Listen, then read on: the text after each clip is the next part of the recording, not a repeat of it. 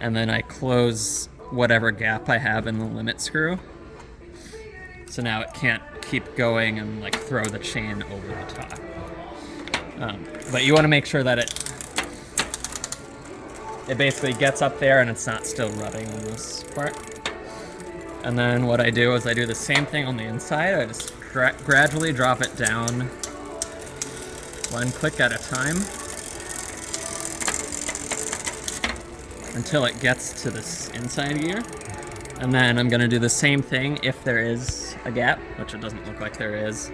I would close the limit screw gap so that you want the mechanism to go as far as it needs to drop the chain and no further. Because if it keeps going, it's basically going to throw it. Exactly, yeah, it'll like drop down like that.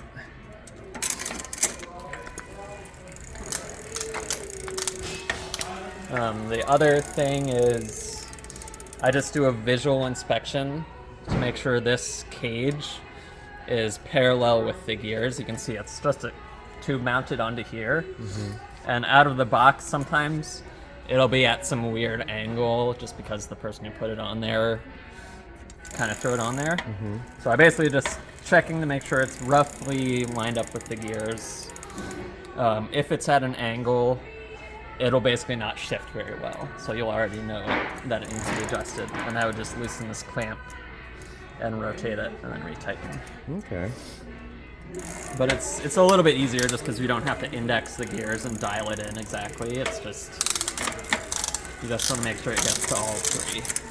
Okay. All right.